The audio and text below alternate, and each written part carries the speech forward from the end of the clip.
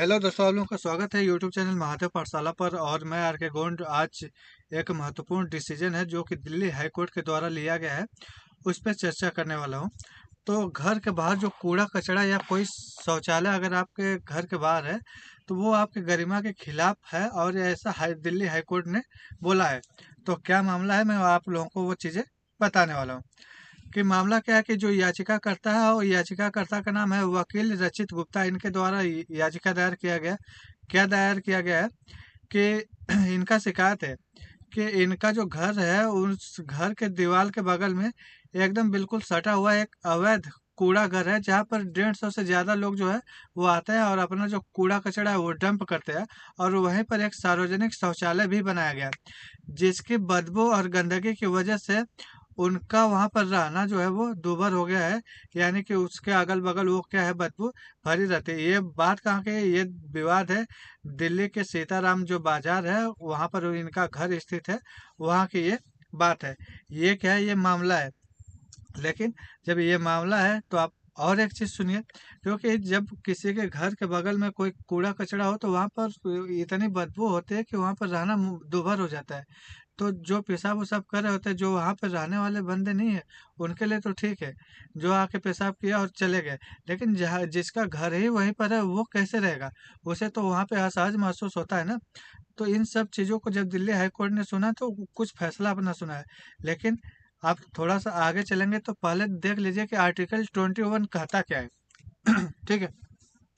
Article 21 कहता है कि किसी भी व्यक्ति को उसके प्राण, यानी कि जो लाइफ होती है, लाइफ एवं दैहिक स्वतंत्रता, यानी कि जो पर्सनल लिबर्टी होती है, उससे पर्सनल लिबर्टी से विधि द्वारा, यानी कि जो कानून बनाया गया है ना, प्रक्रिया के अनुसार ही वंचित किया जा सकता है, अन्यथा नहीं किया जा सकता।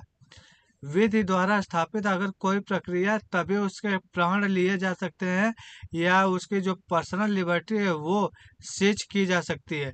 वरना किसी भी हाल में ये चीजें नहीं की जा सकती।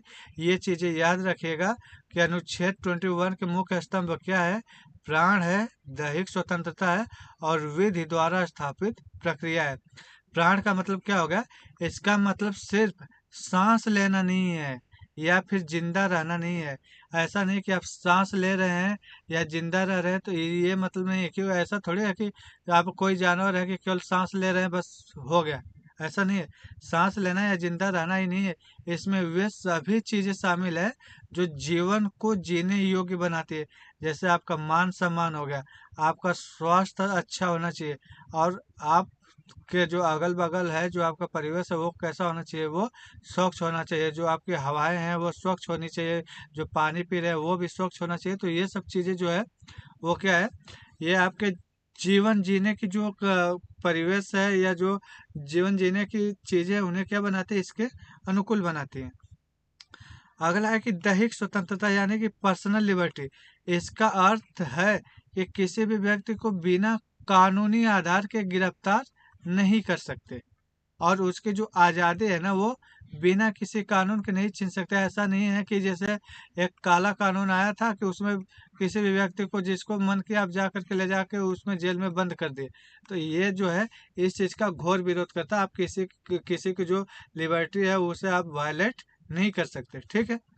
और विधि द्वारा स्थापित प्रक्रिया, आप किसी की जो लिबर्टी है ना उसको छीन सकते हैं, छीन सकते हैं। जो सरकार है वो छीन सकती है, या जो कानून है वो छीन सकते हैं, जो राज्य है वो छीन सकते हैं। लेकिन उसके लिए क्या होना चाहिए? उसके लिए कोई कानून होना चाहिए, तभी छीना जा सकता है। यानी कि कानून उचित, निष्पक्ष और न्यायपूर्ण होना चाहिए, तभी वो छीना जा सकता, अन्यथा किसी भी हाल में छीना नहीं जा सकता। ठीक है। अब जीवन का आप व्यापक अर्थ समझिए कि सुप्रीम कोर्ट है, इसकी व्याख्या किस तरीके से किया था जीवन का। तो गरिमा के साथ जीवन जीने का अधिकार, जैसा कि हाल ही में मैंने अभी आपको ये दिया है, मैंने आपको बताया अभी कि हाल ही में जो कूड़ा घर वाला जो मामला है, में कहा गया है कि गंदगी और जो बदबू है उसके बीच जो रहना है वो गरिमापूर्ण नहीं है। यानी कि आपको एक गरिमापूर्ण जीवन चाहिए। आप यानी कि आप सम्मान के साथ जीना चाहते हैं। ठीक है। सम्मान के साथ जीना चाहते हैं, स्वास्थ्य भरी आपकी क्या हो, जिंदगी होनी चाहिए। ठीक है। इस तरीके की ज़िंदगी होनी चाहिए, स्वच्छ ज़िंदगी होनी चाहिए। तो ये क्या है कि कहीं पे अगर आप कूड़ा आपके घर के अगल-बगल फेंका जा रहा है, तो आपको एक तो मान-सम्मान जो है वो आपको उसको दिखाता है कि आपका जो मान-सम्मान है उसको गिराएगा। दूसरी बात कि आपकी जो स्वच्छता है उसको क्या कर रहा है, वो धूमिल कर रहा है, और आपका जो बदबू है या उससे जो कीड़े-मकोड़े ये आपके मतलब शरीर के अंदर जाएँगे, इससे आपका जो स्वास्थ्य होगा वो खराब होगा। तो आपका जो डिग्निटी है यानी कि जो गरिमा है वो कहाँ जा रही है? वो आपकी गरिमा हनन हो रही है गरिमा का, ठीक है। स्वच्छ वातावरण का अधिकार यानी कि जो प्रदूषण मुक्त हवा हो गया, और जो पानी होता है ये कैसा होना चाहिए? ये स्वच्छ होना चाहिए। तो ये भी अधिकार किसके अंतर्गत आता है? ये आता है आपका जीवन जीने के अधिकार के अंतर्गत। शिक्षा का अधिकार जो है ये एक मौलिक अधिकार बना दिया गया है, यानी 6 से जो 14 वर्ष के बच्चे हैं उनको शिक्षा अनिवार्य देना है, यानी कि इसे 21 अल्फा के तहत डाला गया है, ठीक है। निजता का अधिकार यानी कि जो राइट टू प्राइवेसी है, ठीक है। राइट टू प्राइवेसी जो है वो आपकी निजी जानकारी और जीवन में सरकार बिना वजह के दखल नहीं दे सकती। वही मैंने आपको बताया कि अगर आपके जीवन में दखल देना है तो इसके पास कोई ना कोई वजह होनी चाहिए, यानी कि कोई ना कोई कानून होना चाहिए। बिना कानून के ये आपकी लाइफ में दखल नहीं दे सकता, यानी कि जो आपकी राइट टू पर्सनल लिबर्टी है ना, वो आपकी क्या हो रही है? धूमिल हो रही है। और ये धूमिल ऐसे नहीं हो सकती। अगर इसको धूमिल करना है तो कोई ना कोई उचित कानून होना चाहिए, न्यायपूर्ण होना चाहिए, निष्पक्ष होने चाहिए, ठीक है।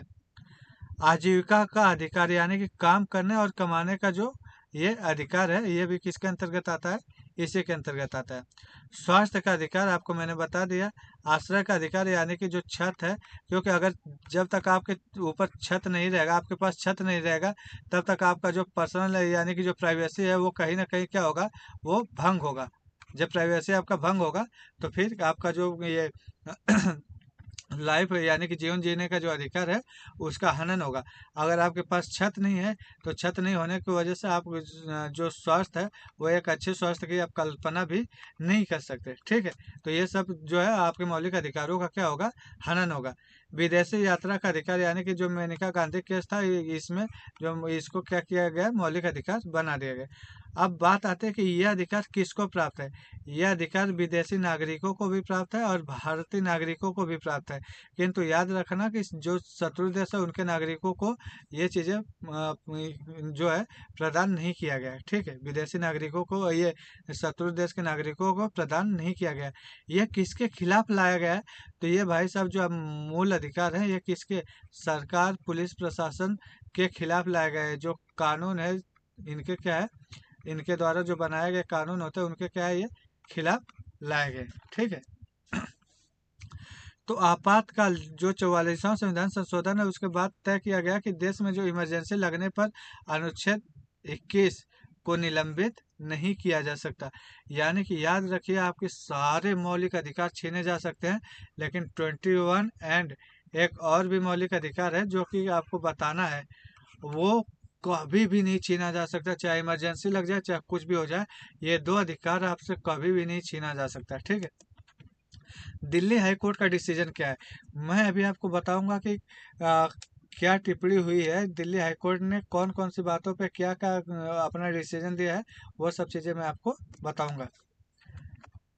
पहला दिया है कि जो जन सुविधा है, यानी कि जो एमसीडी थी उसने बोला, नगर निगम ने बोला कि जन सुविधा के नाम पे ये बनाया गया है, यानी कि बोला गया कि सभी लोगों के लिए ये क्या किया गया है? बनाया गया है। तो इस पे जो सुप्रीम कोर्ट है वो बोला कि अगर किसी एक परिवार या व्यक्ति का जो जीवन है उस सुविधा की वजह से अगर नरक बन रहा है तो ऐसी जन सुविधा का कोई मतलब नहीं है। आप एक की गरिमा छीनकर दूसरों को सुविधा नहीं दे सकते। ऐसा किसने बोला है? ऐसा बोला है सुप्रीम कोर्ट ने, ठीक है। और उसके बाद उठाया गया सवाल कि एमसीडी ने बोला कि टेक्नोलॉजी एमसीडी को सुप्रीम कोर्ट ने बोला कि आज जो है, आज का जो युग है वो टेक्नोलॉजी का है, तो भी जो रिहायशी इलाका है उसमें आप खुले ढलाव यानी कि जो ओपन गार्बेज बिन्स है उसका यूज क्यों नहीं करते हैं? तो कोर्ट ने निर्देश दिया कि कचड़े को खुले में रखने के बजाय बंद कंटेनर में या कॉम्पैक्टर का इस्तेमाल होना चाहिए ताकि बदबू न फैले। और इनका जो इस्तेमाल हो वो जो रिहायशी इलाके हैं उनसे कुछ दूरी पर हो, जहाँ जिसकी वजह से किसी की जो प्राइवेसी है वो भंग ना हो और किसी के पास बदबू ना जाए और कोई इससे परेशान ना हो। ये सब चीज़ें सुप्रीम कोर्ट ने बोला है। उसके बाद बोला कि संविधान केवल कागज का टुकड़ा नहीं है। इसने बोला कि एमसीडी को ये चीजें बताते हुए बोला कि जो संविधान है ना वो केवल कागज का टुकड़ा नहीं है। ठीक है। तो कोर्ट ने कहा कि गरिमापूर्ण जीवन, मैंने आपको गरिमापूर्ण जीवन ऑलरेडी बता दिया कि गरिमापूर्ण जीवन होता क्या है।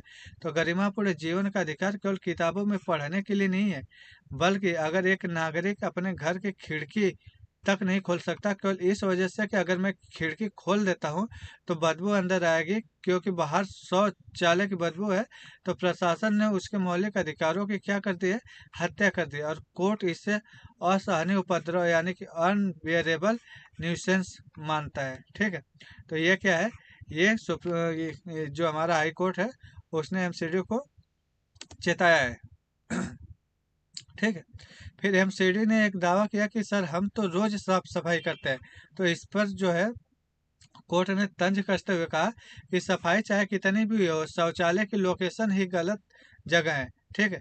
घर की जो दीवार से सटा हुआ शौचालय कभी भी साफ महसूस नहीं हो सकता, क्योंकि कोई ना कोई वहाँ पे आता रहेगा कचरा फेंकने के लिए, वहाँ पे पेशाब करने के लिए तो आता रहेगा, तो वो कैसे साफ हो सकता है। कोर्ट ने ऐसा कहा। तो कोर्ट ने कहा कि प्रशासन को संवेदनशीलता दिखानी चाहिए और वे कहाँ क्या बना रहे हैं ये चीज़ निर्धारित करनी चाहिए, सुनिश्चित करनी चाहिए। तो सुप्रीम ये जो हाई कोर्ट है उसने 4 हफ्ते का अल्टीमेटम दिया। कोर्ट ने एमसीडी को 4 हफ्ते का समय दिया है कि उस ढांचे को वहां से हटाओ या बंद करो। कोर्ट ने यह भी कहा कि अगर भविष्य में ऐसी कोई सुविधा बनानी हो तो वह रिहायशी घरों से दूर बनाए। ठीक है, जिससे किसी को परेशानी न हो।